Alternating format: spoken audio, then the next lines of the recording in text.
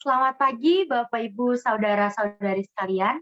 Kita akan mulai ibadah minggu kita pada pagi hari ini dengan menyanyikan lagu Seperti Rusa yang Haus. Kiranya kita semua terus haus akan firman Tuhan dan akan memuji dan memuliakan namanya. Mari kita mengangkat pujian seperti rusa yang haus.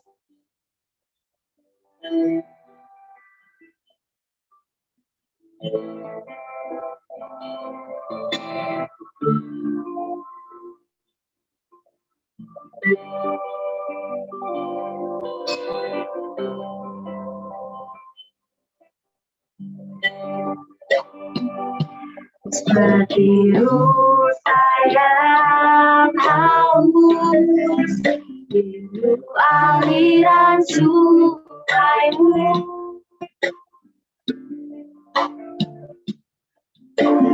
Hatiku tak tahan menunggu.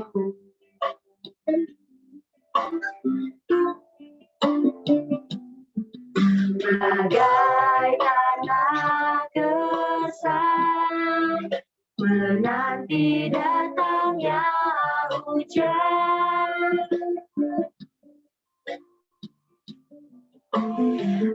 Begitupun jiwaku, Tuhan. Tetapi hanya Engkau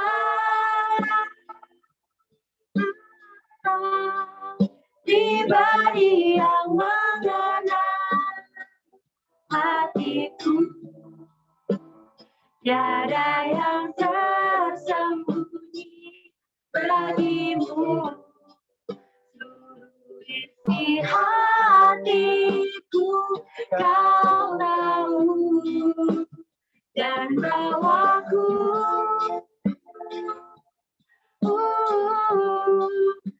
lebih dekat lagi padamu, tinggal dalam indahnya dekapan kasih-Mu.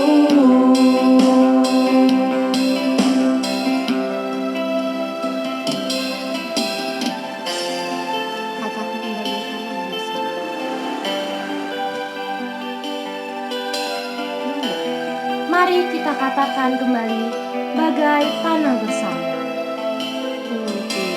menanti datangnya hujan. Begitulah hati kita kepada Tuhan.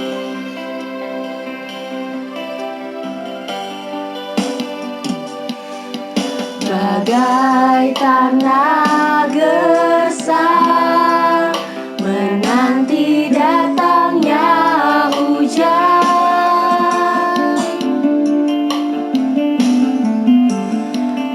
Begitupun jiwaku, Tuhan. Hanya Engkau, hanya Engkau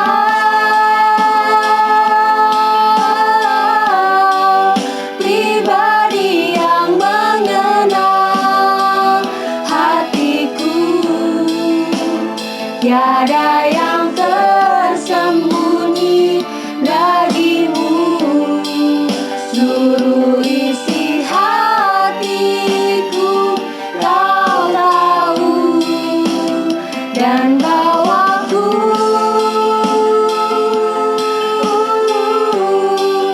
untuk lebih dekat lagi padamu, tinggal dalam indahnya dekapan kasih-Mu. Katakan, hanya Engkau pribadi yang mengenal hatiku. Pribadi yang mengenal hatiku. Tiada yang tersembunyi bagimu. Seluruh isi hatiku membawaku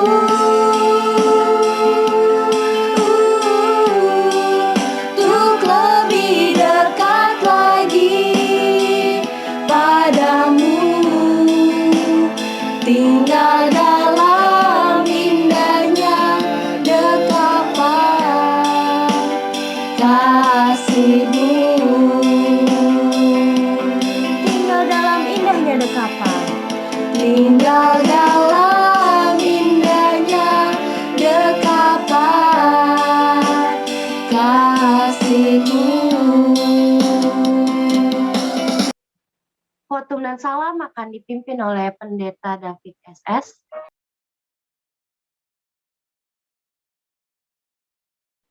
Ibadah pada pagi hari ini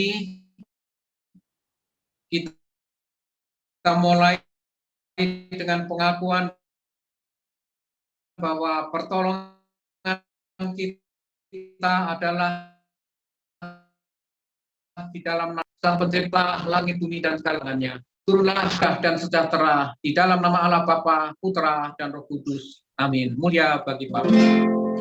Mulia bagi Bapa, bagi Anak serta Roh Kudus, dari permulaannya sekarang dan akan jadi selama-lamanya. Amin. Nats pembimbing pada pagi hari ini Matius 20 ayat 28, demikian firman Tuhan.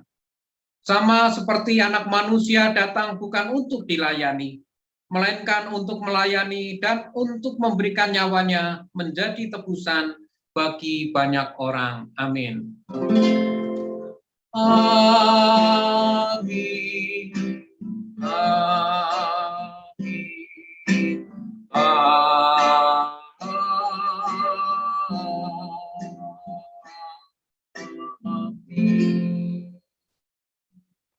Waktu selanjutnya saya serahkan kembali kepada liturgos.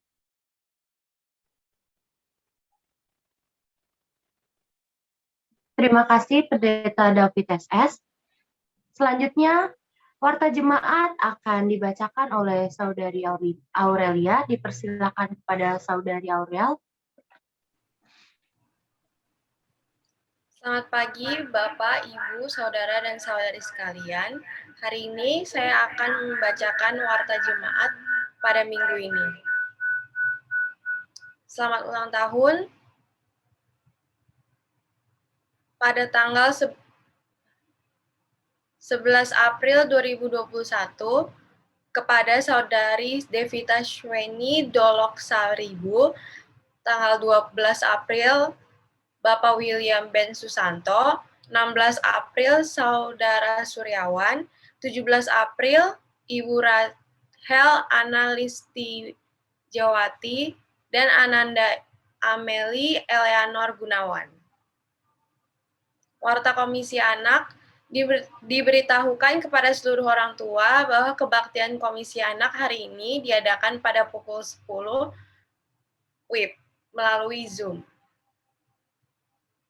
Selanjutnya, mari kita menyaksikan video Warta Jemaat dalam bentuk video.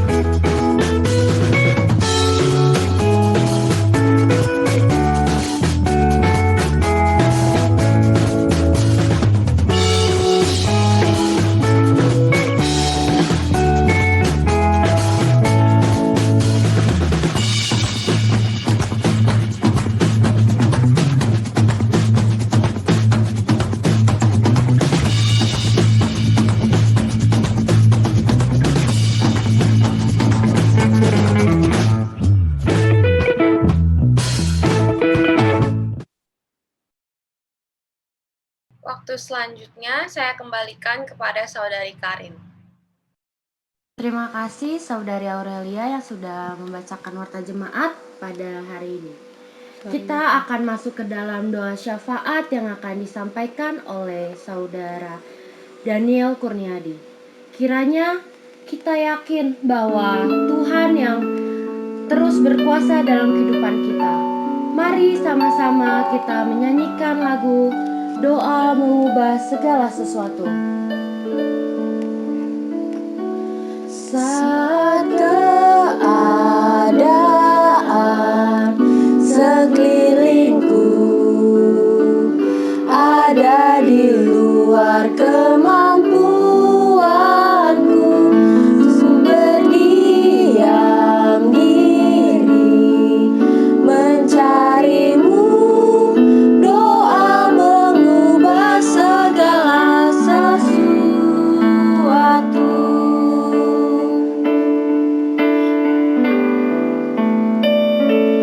Saat kenyataan di depanku mengecewakan perasaanku, ku menutup mata memandangmu, sebab doa mengubah segala sesuatu.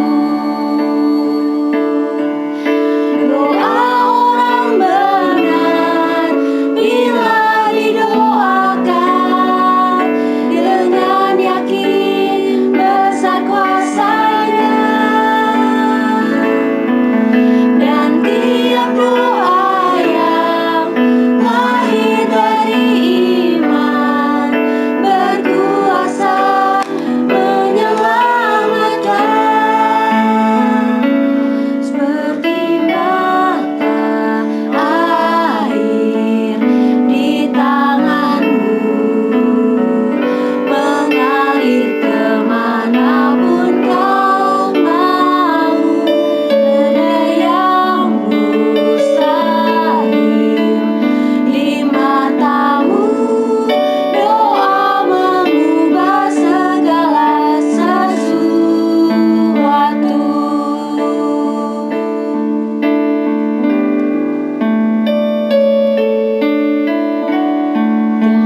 Yang salib Tuhan saja, sampai ku beroleh mahkota. Kenyataan di depanku mengecewakan perasaanku.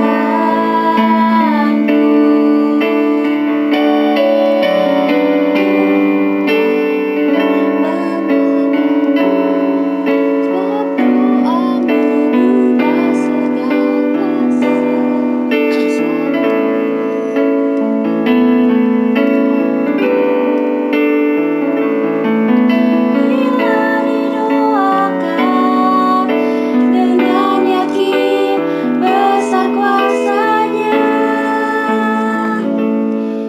dan tiap doa yang lahir dari iman berkuasa menyelamatkan. Di mata air di tanganmu, mengalir kemanapun kau mau.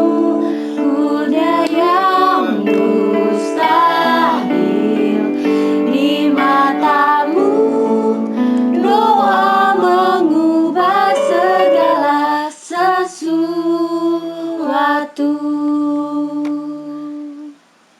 Dipersilakan Saudara Daniel untuk memimpin dalam doa syafaat. Bapak Ibu jemaat sekalian, mari kita persiapkan hati untuk berdoa syafaat bersama. Allah Bapa yang di surga, puji dan syukur kami panjatkan kehadirat-Mu. Engkau telah mempertemukan kami pada pagi hari ini di kebaktian Zoom. Tuhan, terima kasih Engkau telah memberikan hari yang cerah pada pagi hari ini, sehingga kami dapat saling bersekutu kembali untuk memuji memuliakan nama-Mu dan mendengarkan firman-Mu pada pagi hari ini ya Tuhan. Tuhan, kami berdoa untuk Pendeta EDSS yang sedang melayani ibadah offline di Rayon Kalimalang. Biarlah Engkau memberkati seluruh pelayanan anak-Mu ini agar dapat menjadi berkat untuk jemaat-jemaat di Rayon Kalimalang sendiri ya Tuhan. Kami juga berdoa untuk Pak Pendeta David SS yang melayani kami di ibadah online pada pagi hari ini ya Tuhan. Biarlah Engkau memberkati dia, Engkau memakai dia untuk menjadi berkat untuk kami semua ya Tuhan. Kami juga berdoa untuk seluruh jemaat dan kelancaran internet pada pagi hari ini, sehingga ibadah online pada pagi hari ini dapat berjalan dengan baik dan lancar. Kami mengingat juga untuk kesehatan dan pekerjaan jemaat ya Tuhan, di mana masa-masa pandemi pada saat ini yang agak sedikit mengganggu untuk kelancaran pekerjaan maupun lain-lainnya ya Tuhan. Biarlah Engkau memberkati setiap kesehatan maupun pekerjaan jemaat-jemaat-Mu ini agar dapat selalu dalam naungan-Mu ya Tuhan. Kami juga berdoa untuk jemaat yang sedang lanjut usia, untuk Ibu Yohana Hartini Suraji, untuk Pak Pendeta Samuel Suwarno dan Bapak Hendratmo yang sedang masa pemulihan. Biarlah Engkau turun tangan untuk memulihkan setiap saudara-saudara kami ini ya Tuhan. Kami juga berdoa untuk kekuatan serta penghiburan kepada Ibu Ida Anggriani, Saudari Yanti, Saudara Dharma, dan Saudara Luki setelah berpulangnya Bapak Liman Sunaruti pada hari Rabu 7 April kemarin ya Tuhan. Engkau tetap selalu memberikan penghiburan kepada keluarga ini ya Tuhan, selalu menjadi teladan untuk semuanya ya Tuhan. Kami juga berdoa untuk jemaat-jemaat yang sedang di luar kota maupun luar negeri, baik melakukan studi maupun pekerjaan ya Tuhan. Biarlah Engkau memimpin dan menyertai seluruh anak-anak-Mu ini di dalam naungan-Mu ya Tuhan. Kami juga berdoa untuk program-program gereja, di mana ada persiapan pendewasaan GKMI cabang Sidorejo Lampung, ada juga pembangunan kantor sinode GKMI di Semarang. Biarlah Engkau memberkati seluruh acara-acara yang dipersiapkan atau diplanningkan oleh seluruh panitia untuk kelancaran acara tersebut ya Tuhan. Kami juga berdoa untuk jadwal pelayanan GKMI Pengharapan sendiri pada tanggal 19 sampai 25 April nanti. Engkau yang memimpin dan menyertai seluruh rangkaian acara yang dipersiapkan oleh anak-anak-Mu ini ya Tuhan. Tak lupa juga kami berdoa untuk bangsa negara Indonesia ya Tuhan, di mana Engkau terus memberkati kami untuk keutuhan negara Republik Indonesia, untuk seluruh aparat pemimpin negara. Engkau tetap memberkati, biarlah mereka tetap selalu memberikan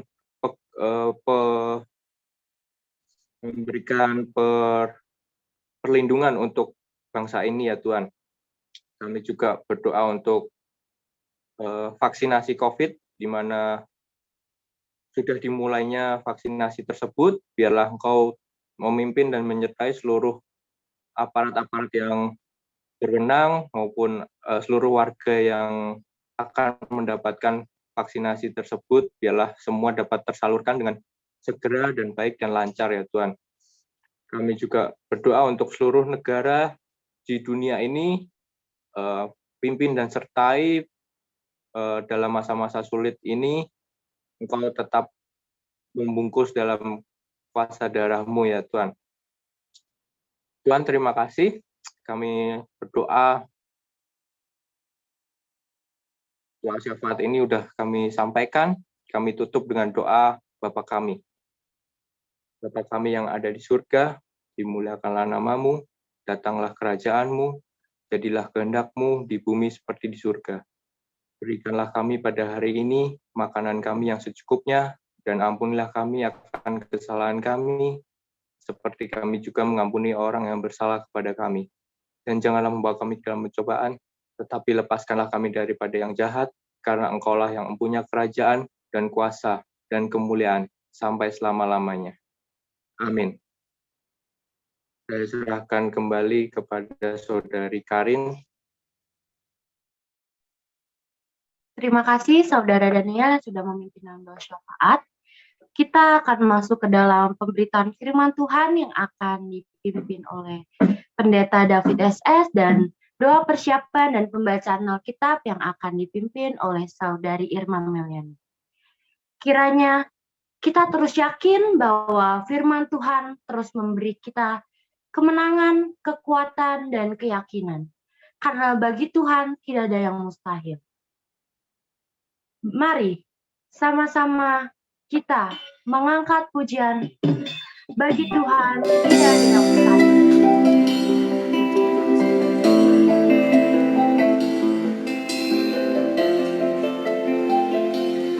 Mari kita satukan hati kita untuk mendengarkan firman Tuhan.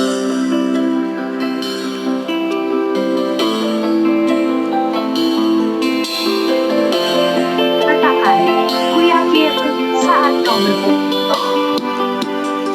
Ku yakin saat kau berfirman, ku menang saat kau bertindak. Hidupku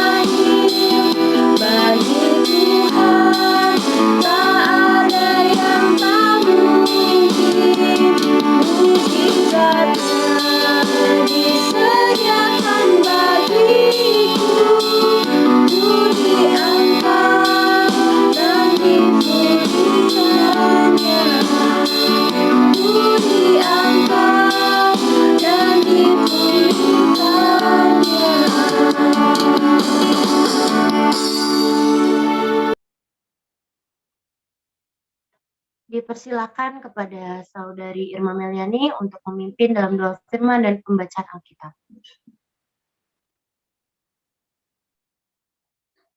Sebelum kita mendengarkan firman Tuhan, mari kita bersatu di dalam doa. Tuhan, terima kasih ya Tuhan, karena hari ini Engkau telah kumpulkan kami di sini untuk dapat mengikuti ibadah Zoom bersama ya Tuhan. Sementara kami akan mendengarkan firman-Mu yang akan disampaikan oleh Pendeta David Sarju. Biarlah Tuhan yang dapat memberkati beliau untuk dapat menyampaikan kebenaran firman-Mu. Dan biarlah setiap dari kami tidak hanya mendengarkan, tapi bisa kami mengerti, bisa kami pahami, dan dapat menjadi berkat. Terima kasih ya Tuhan, kami serahkan semuanya ke dalam tangan-Mu. Haleluya, amin. Pembacaan Alkitab hari ini diambil dari Lukas 19 ayat 10. Sebab anak manusia datang untuk mencari dan menyelamatkan yang hilang. Amin. Selanjutnya saya serahkan kepada Pendeta David Sarju Sucipto untuk dapat menyampaikan kebenaran firman Tuhan. Ya, terima kasih Bapak Ibu, Shalom, puji Tuhan. Ya, pada pagi hari ini kita kembali dikumpulkan oleh Tuhan, beribadah bersama-sama. Saya berharap Bapak Ibu dan Saudara sehat, kuat, walafiat, ya, menerima berkat dari Tuhan. Tema yang kita renungkan pada pagi hari ini adalah artinya hilang. Artinya hilang. Apa sih artinya hilang itu? Ya, arti hilang itu adalah tidak ada lagi, ya, tidak ada lagi atau lenyap. Tidak kelihatan, jadi tidak ada lagi, lenyap, ya, itu artinya hilang. Misalnya, oh dompet saya hilang, ya lenyap, nggak ada lagi itu ya, tidak kelihatan. Tapi sesuatu yang hilang itu bisa dicari, gitu ya. Sesuatu yang hilang itu bisa dicari. Nah. Teks yang kita baca tadi, yang sudah dibacakan adalah Lukas 19 ayat 10. Nah, ayat 10 itu merupakan kesimpulan ya dari seseorang yang hilang lalu ditemukan. Sakeus itu sebetulnya hilang tapi ditemukan. Yang mencari Yesus itu sebetulnya bukan Sakeus, tetapi Yesuslah yang mencari Sakeus.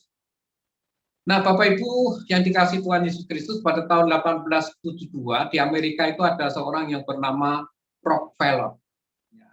Dia dianggap sebagai salah satu orang terkaya ya, sepanjang sejarah Amerika Serikat. Kenapa? Karena pada usia 33 tahun pendapatannya itu $1 juta US. Waduh, Pak Tio bisa hitung gitu ya, $1 juta. Itu umurnya 33 tahun. Saya umur 33 tahun belum menikah. Karena belum ada uang untuk menikah. Lalu pada usia 43 tahun, 10 tahun selanjutnya, dia menguasai perusahaan terbesar di dunia. Dan pada usia 53 tahun dinobatkan menjadi orang terkaya di dunia. Ya, pada masa itu.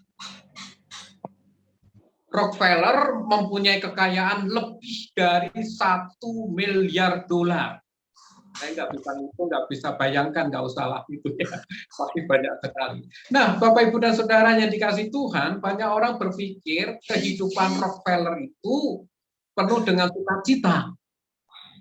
Karena orang beranggapan bahwa ya dia bisa membeli apa saja, bisa membeli segalanya, bisa pergi kemana saja. Apakah pendapat orang seperti itu kalau orang yang berlimpah harta benda secara otomatis bahagia? Ternyata tidak. Harta yang melimpah ruah yang dimiliki Rockefeller itu tidak menjamin kebahagiaannya. Justru hidupnya sangat mengenaskan. Dia menderita kelainan jiwa dan mengakibatkan rambutnya itu rontok. Orang kaya, orang yang konglomerat seperti itu makannya dijatah. Hanya boleh makan biskuit dan minum susu saja. Kaya itu ya. Nah, Rockefeller memiliki banyak pengawal. 24 jam hidupnya dikawal oleh bodyguard. Tapi dia sulit tidur, susah tidur, dan juga tidak bisa tersenyum. Maka berbahagialah Bapak Ibu yang masih bisa tersenyum meskipun berkat Tuhan pas-pasan. Jadi Rockefeller ini tidak bisa menikmati apa-apa. Bahkan dia membenci dirinya sendiri dan dia tidak memiliki gairah hidup. Ternyata uangnya yang triliunan itu tidak bisa membuatnya bahagia. Dan dokter memprediksi hidupnya paling dia hanya 54 tahun. Bahkan koran-koran Amerika pada waktu itu sudah menyiapkan tulisan-tulisan untuk menyambut kematian Rockefeller. Nah, Bapak, Ibu, dan Saudara yang dikasihi Tuhan Yesus, dalam keadaan seperti itu, Rockefeller merenungkan hidupnya. Apa sih arti hidup ini? Jika saya mati, saya tidak akan membawa apa-apa.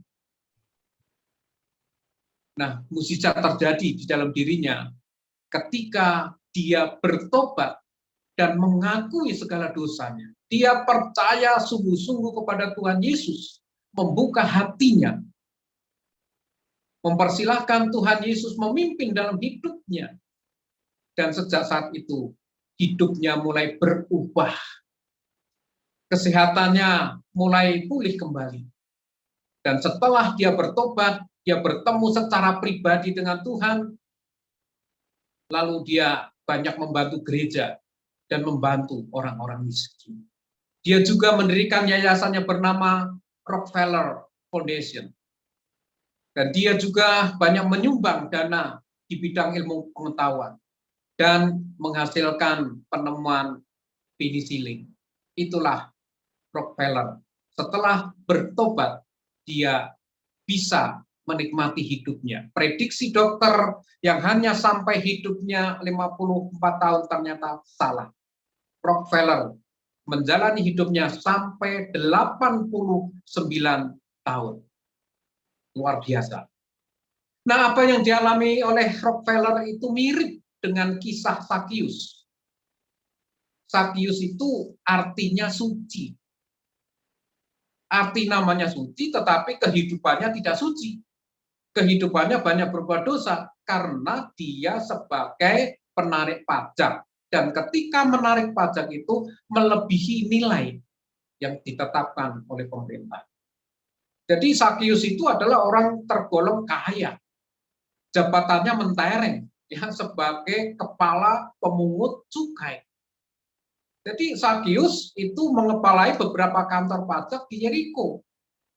Tapi apa yang terjadi di dalam hidupnya? Dia merasa tersendiri. Karena dia dibenci oleh bangsanya sendiri, dibenci oleh masyarakatnya sendiri. Karena Sakius dianggap sebagai pengkhianat. Karena Sakius adalah orang Yahudi, tetapi dia bekerja kepada orang Roma. Jadi dia dianggap sebagai antek para penjabat Roma. Nah, karena memang pada waktu itu Israel sedang dijajah oleh Roma, kehidupan mereka sangat miskin. Dalam kemiskinan pun mereka harus menyetorkan pajak kepada pemerintah Roma. Sakius kaya, namun hidupnya selalu resah dan gelisah. Kaya tetapi tidak bisa menikmati kekayaannya. Kaya secara materi tetapi hatinya kosong, jiwanya kosong. Nah, yang menarik di sini adalah sebenarnya Sakius itu sudah lama mendengarkan tentang cerita-cerita Yesus. Maka dia ingin melihat Yesus. Yesus itu seperti apa sih? Nah, suatu saat dia juga mendengar bahwa Yesus akan ke kota Yeriko. Oleh karena itu, ya Sakius tidak menyia-nyiakan kesempatan ini. Nah, kalau kita melihat di dalam ayat 1, sana dikatakan bahwa Yesus masuk ke kota Yeriko dan berjalan terus melintasi kota itu. Nah, Bapak, Ibu, dan Saudara sekalian, kota Yeriko pada waktu itu merupakan salah satu kota yang sangat penting. Ya, Yeriko itu terletak di sebelah timur Yerusalem, dekat Sungai Yordan. Yeriko adalah kota yang makmur dan merupakan pos penting untuk memungut bea cukai dari berbagai macam jenis barang di situ. Oleh karena itu di Yeriko tinggal banyak pemungut cukai termasuk Sakius. Nah, kita tahu juga bahwa kota Yeriko ini merupakan menyimpan sejarah yang sangat luar biasa. Ya, kota Yeriko dulu pernah dihancurkan oleh Yosua hanya dengan dikelilingi 7 kali. Yeriko merupakan memiliki tembok yang kuat, kokoh, luar biasa.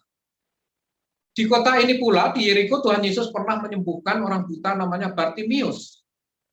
Dan di kota ini juga Yesus menemui Sakius. Jadi Bapak, Ibu, dan Saudara yang dikasihi oleh Tuhan, kedatangan Yesus ke kota Yeriko itu memiliki misi khusus, yaitu ingin menemui Sakius. Nah, ayat 2 dikatakan di situ ada seorang bernama Sakius, kepala pemungut cukai, dan ia orang yang kaya. Sekali lagi, orang kaya tapi tidak bisa menikmati kekayaannya, orang kaya tidak bisa menikmati hidupnya karena dia terasing, dibenci oleh orang-orang di sekitarnya. Jadi yang menarik di sini adalah Sakius ingin melihat Yesus. Jadi Sakius ini penasaran begitu loh.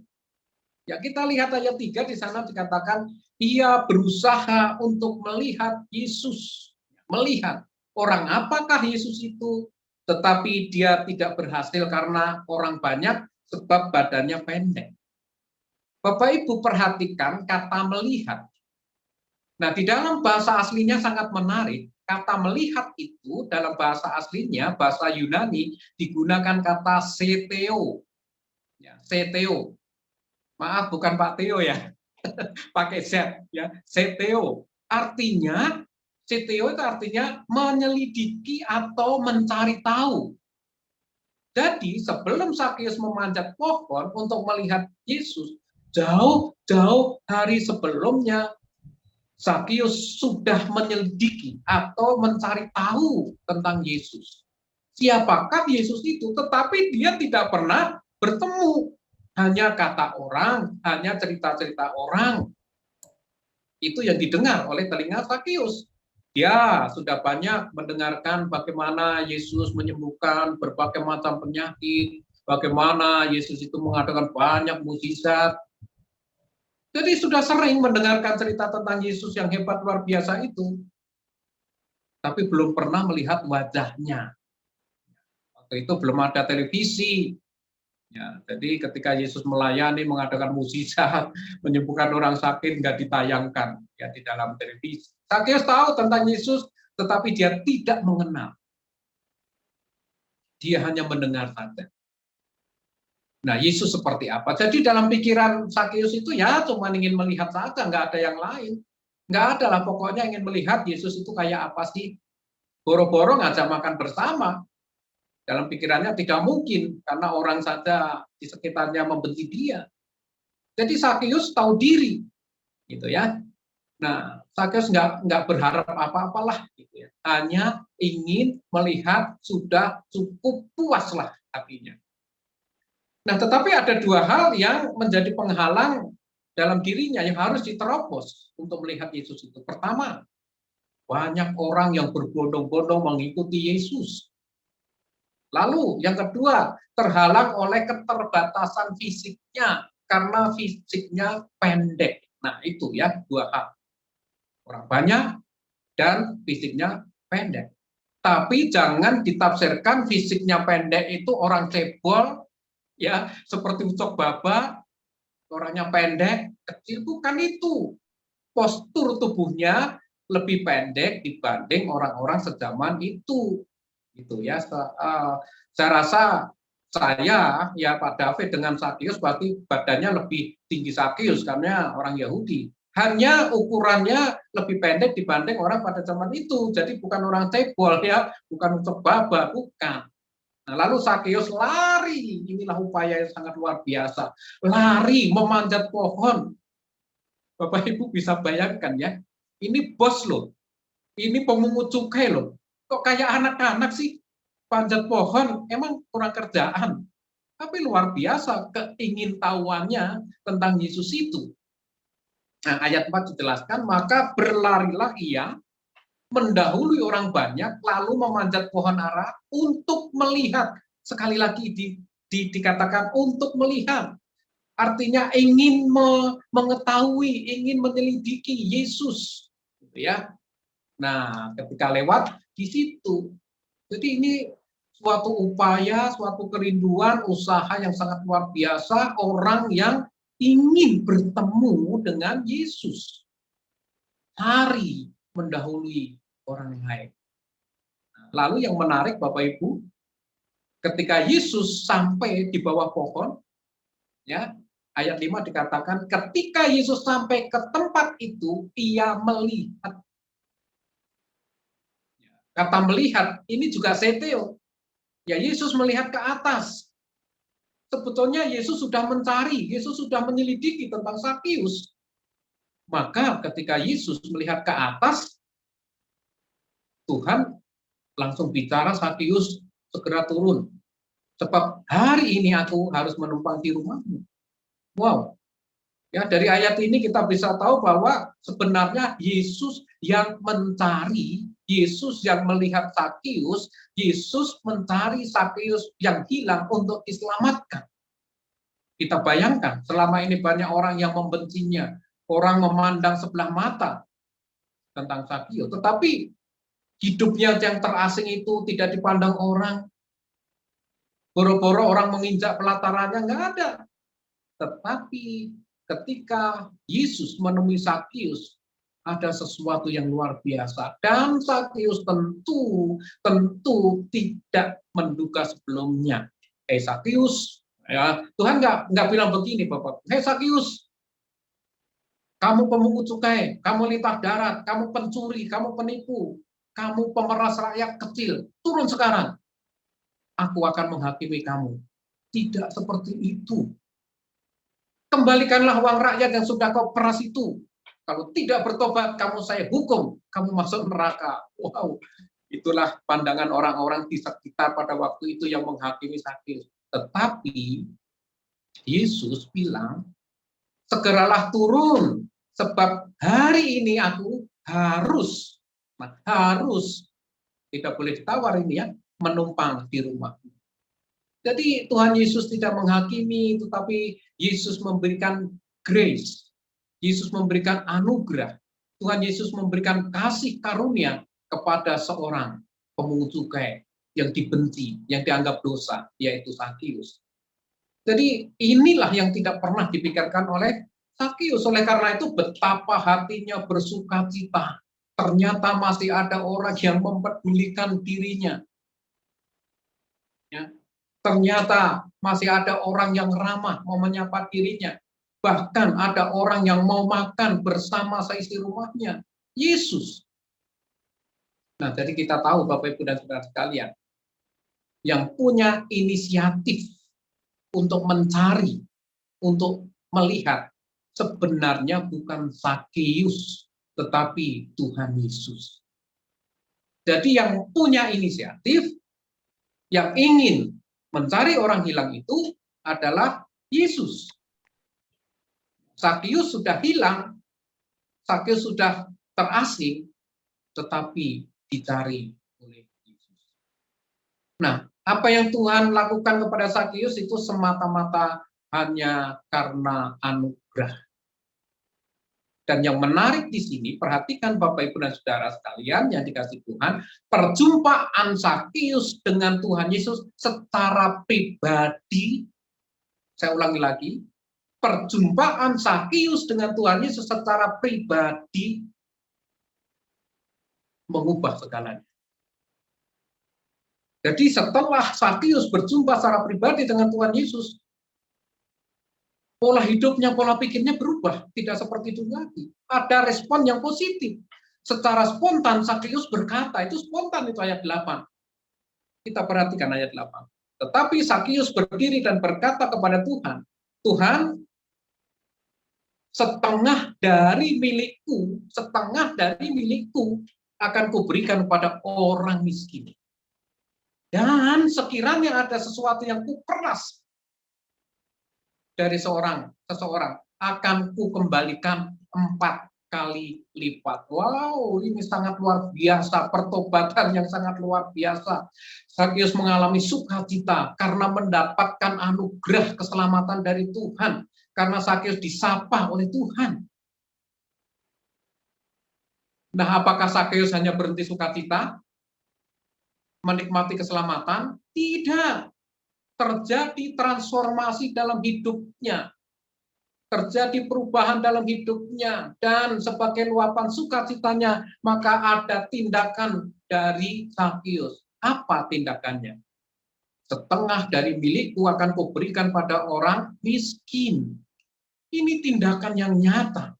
Ini sangat luar biasa. Inilah orang yang sudah berjumpa secara pribadi dengan Tuhan. Harta bukan segalanya, seperti Rockefeller. Mengalami perubahan secara radikal. Mengalami perubahan secara total. Nah, sebetulnya apa sih yang paling berharga bagi pemungut cukai itu apa? Pasti uang. Apa yang paling berharga dalam kehidupan Bapak, Ibu, dan saudara-saudara sekalian? Uang juga. Bagi Sakyus, uang adalah segalanya. Bapak, Ibu, bagi saya uang bukan segalanya. Saya ulangi lagi, bagi saya uang bukan segalanya. Tapi kalau saya punya uang, saya bisa beli segalanya. Apalagi kalau uang saya banyak.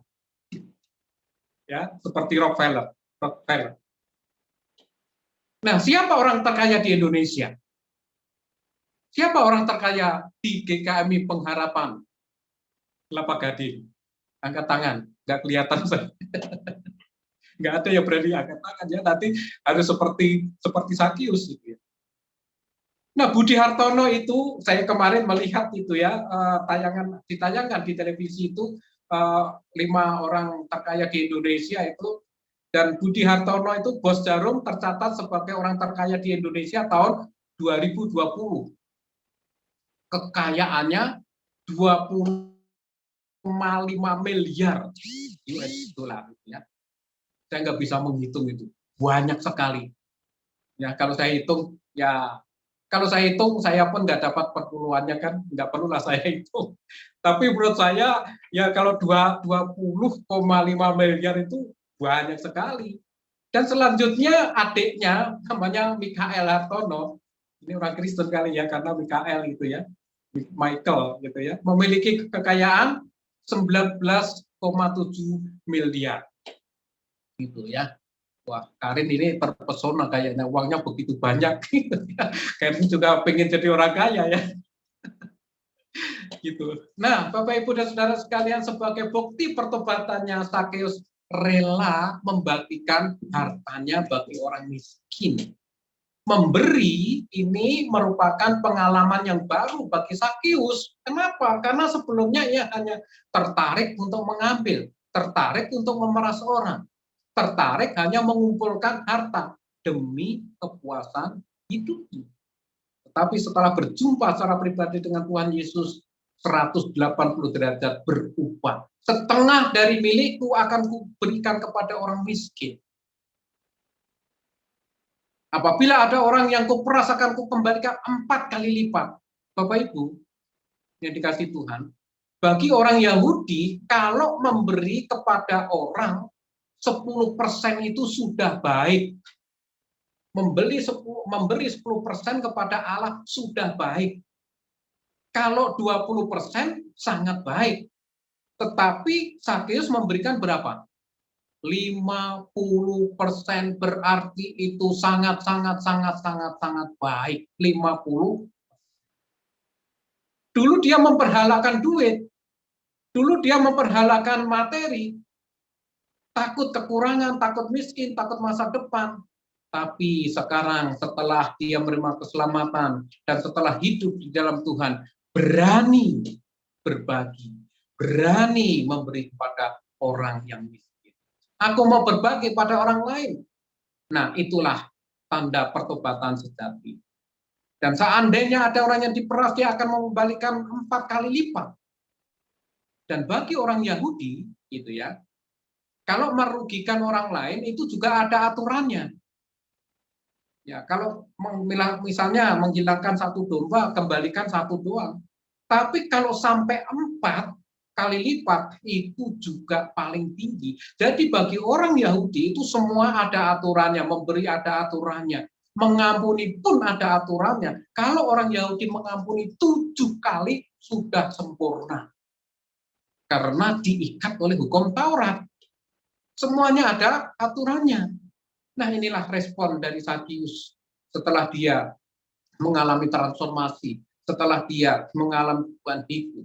Nah, sekarang pertanyaannya adalah, dari kisah Sakius ini, apa yang bisa kita petik, Bapak Ibu? Respon kita itu apa? Apa yang bisa kita pelajari? Apa yang bisa kita teladani dari Sakius?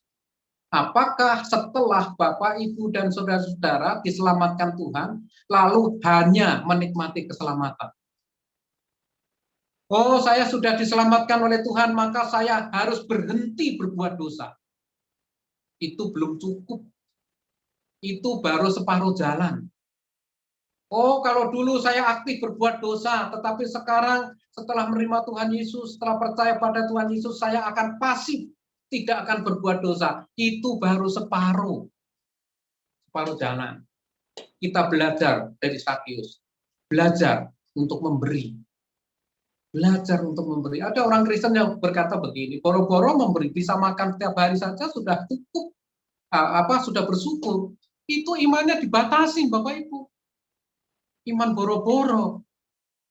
Ya, Tuhan juga tahu tentang kehidupan Bapak Ibu dan saudara sekalian. Jadi kalau kita punya prinsip nanti ajalah, kalau kita sudah cukup, kita sudah kaya, kita akan memberi. Ingat, Alkitab secara fair, orang miskin disuruh memberi, orang kaya juga disuruh memberi. Ingat, seorang janda yang miskin, tapi rela memberi apa yang dia punya. Tapi itu punya iman. Dia tidak sayang akan hartanya. Janda miskin lagi, tetapi mau memberi. Ini Tuhan Yesus memberikan contoh. Sakius orang kaya memberi juga. Tuhan pelihara. Jadi Tuhan mengajarkan orang kaya harus memberi, orang kaya harus berbagi, orang miskin pun juga harus berbagi. Kalau kita melihat pasal 18 di atas, itu ada seorang yang kaya raya, anak muda itu, kaya raya, datang kepada Yesus. Rabi, perbuatan apa yang harus aku perbuat supaya aku akan selamat? Nah, dia ceritakan, hormatilah orang tuamu, kasihlah sesama manusia. Oh, semuanya sudah, tinggal satu. Pergilah, jualah hartamu, lalu bagikan orang miskin, dan datanglah kepadaku. Gimana? Orang yang kaya raya yang masih muda itu. Enak aja sih, mengumpulkan harta sudah bertahun-tahun, suruh jual. Bapak, Ibu, dan saudara sekalian, anak yang muda yang kaya raya itu tidak rela membagikan hartanya. Dia lebih baik binasa daripada selamat. Dia lebih baik hartanya yang bertumpuk daripada dia kehilangan harta selamat. Jadi belum tentu orang kaya itu mau berbagi. Belum tentu juga orang miskin mau berbagi. Jadi kalau ada orang kaya yang berbagi, ada orang miskin yang berbagi, itu anugerah dari Tuhan. Kita tidak sekaya Sakius, Rockefeller, Budi Hartono, Michael Hartono, gitu ya. Kalau orang kaya bisa memberi, kenapa? Karena memberi dengan kelebihannya. Hartanya banyak, nggak habis dimakan 7 keturunan. Tetapi kalau ada orang miskin, hidupnya pas-pasan, bahkan kekurangan seperti janda miskin itu, namun mau berbagi, baru luar biasa. Ya. Yesus katakan, hari ini terjadi keselamatan, ayat 9 dan 10. Ini pun anak Abraham. Jadi Sakius itu dianggap bukan anak Abraham karena dia berdosa. Tapi Yesus ingin menegaskan kepada orang Farisi. Karena orang Farisi, orang ahli Taurat, orang Yahudi pada umumnya yang tidak berdosa menganggap mereka anak Abraham. Tapi kalau orang-orang berdosa itu bukan anak Abraham. Maka Yesus tegaskan. Sebab anak manusia datang untuk mencari. Mencari pun dipakai kata seteo. Dan menyelamatkan yang hilang. Jadi Sakius yang hilang sudah ditemukan oleh Tuhan. Dan setelah dia bertemu dengan Tuhan, Dia katakan, ini pun anak Abraham. Nah, Bapak, Ibu, dan Saudara sekalian, kita ini bukan orang-orang yang terhilang. Ya, kita sudah menerima keselamatan dari Tuhan. Kita sudah ditemukan oleh Tuhan. Jadi menyelamatkan itu siapa saja, ya, orang yang tersesat di dalam. Jadi kita sudah ditemukan oleh Tuhan. Kita bukan orang yang terhilang seperti Sakius. Namun mungkin juga kita bisa kehilangan sukacita, kehilangan kebahagiaan, karena kita terlalu memikirkan diri kita. Apakah Bapak, Ibu, dan Saudara sekalian sudah bertemu secara pribadi dengan Tuhan Yesus? Kalau sudah, katakan puji Tuhan. Kalau belum, mari berjumpa secara pribadi dengan Tuhan. Dan kita harus berbagi hidup, kita harus berbagi beban. Memberi adalah kesempatan untuk berbagi kepada orang lain. Saudara-saudara kita di NTT dan NTB butuh uluran tangan kita, Bapak Ibu. Mereka kehilangan sukacita, mereka kehilangan harapan, mereka kehilangan harta benda, mereka kehilangan keluarganya, kehilangan sanak saudara, kehilangan damai sejahtera. Mari kita berbagi dengan mereka. Seperti Sakius. Bukankah hidup ini adalah kesempatan? Hidup ini adalah kesempatan. Hidup ini untuk melayani Tuhan. Jangan sia-siakan waktu yang Tuhan beri. Hidup ini harus jadi berkah. Oh Tuhan, pakailah hidupku selagi aku masih kuat.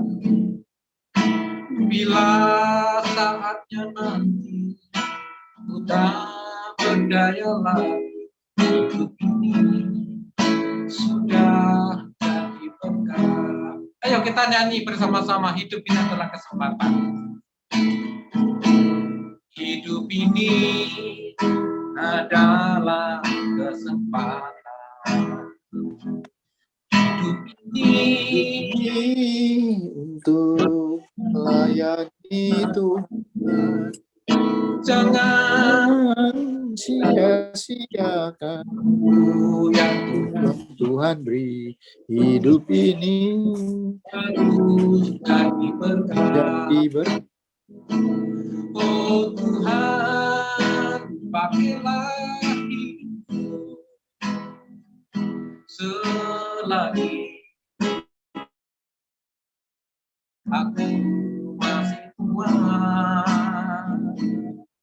Bila saatnya nanti ku tak berdaya lagi, hidup ini sudah jadi berkah. Hidup ini sudah jadi berkah. Amin. Saya minta untuk Pak Anton pimpin kita di dalam doa. Silakan Pak Anton.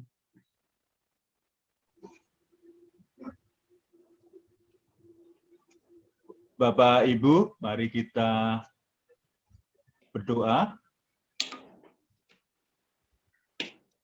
Bapa kami yang di surga, Bapa yang kami sembah di dalam Tuhan Yesus, kami mengucap syukur karena kasih setiamu sehingga kami boleh mendengarkan firman-Mu.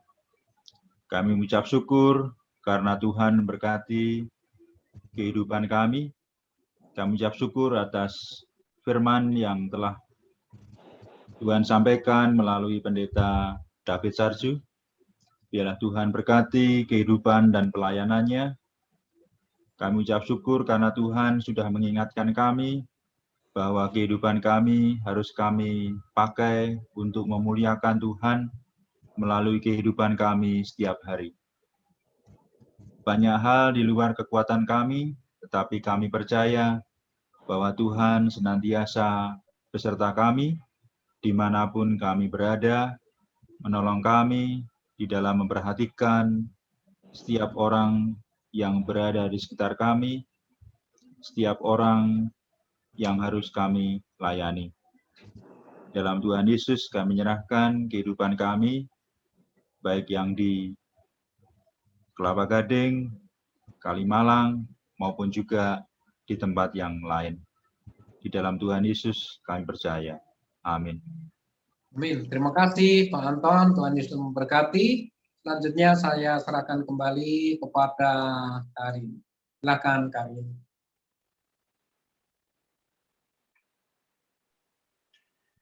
Terima kasih kepada Pendeta David SS yang sudah menyampaikan firman Tuhan pada hari ini. Kita akan meresponi firman Tuhan dengan menyanyikan lagu Hatiku Percaya. Kiranya kita percaya bahwa Tuhan adalah sumber kekuatan, Dialah gunung batu dan kepercayaanku. Mari kita angkat pujian Hatiku Percaya.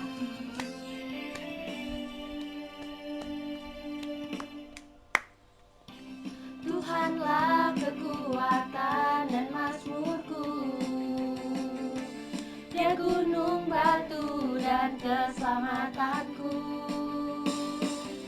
Hanya padamu hatiku percaya, Kaulah menara dan kota perlindungan. Ku mau selalu bersyukur, sebab cintamu padaku takkan pernah berubah. Hatiku percaya, walau bumi bergoncang, gunung-gunung beranjak, namun kasih setiamu tak pergi dariku. Kita akan menyanyikan lagu ini dari awal. Tuhanlah kekuatan dan mazmurku, Dia gunung batu dan keselamatanku. Tuhanlah kekuatan dan mazmurku, Dia gunung batu dan keselamatanku. Hanya padamu hatiku percaya, Kaulah menara dan kota perlindungan. Ku mau selalu bersyukur, sebab cintamu padaku takkan pernah berubah. Hatiku percaya, walau bumi bergoncang, gunung-gunung beranjak, namun kasih setiamu tak pergi dariku. Mari kita nyanyikan lagu ini dengan lebih semangat lagi. Tuhanlah kekuatan dan mazmurku, Dia gunung batu dan keselamatanku. Tuhanlah kekuatan dan mazmurku, Dia gunung batu dan keselamatanku. Hanya padamu hatiku percaya, Kaulah menara dan kota perlindungan. Ku mau selalu bersyukur, sebab cintamu padaku takkan pernah berubah. Hatiku percaya, walau bumi bergoncang, gunung-gunung beranjak, namun kasih setiamu tak pergi dariku. Kita akan mengatakan lagi, ku mau selalu bersyukur, sebab cintamu padaku.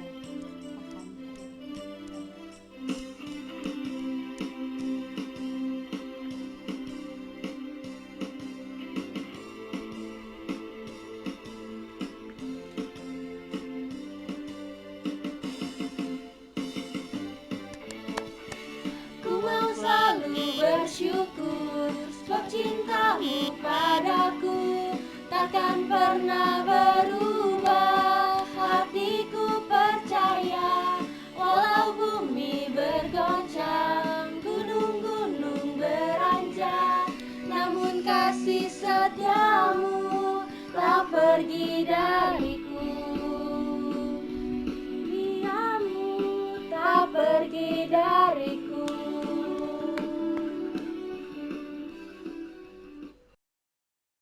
Selanjutnya, komitmen kemuridan, pengakuan iman rasuli, dan doa berkat akan dipimpin oleh Pendeta David SS. Dipersilakan kepada Pendeta David SS.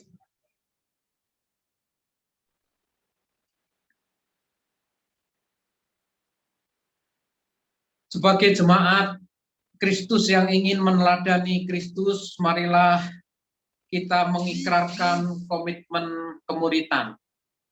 Kami bersaksi bahwa tidak seorang pun dapat sungguh-sungguh mengenal Kristus kecuali ia mengikutinya setiap hari dalam kehidupannya.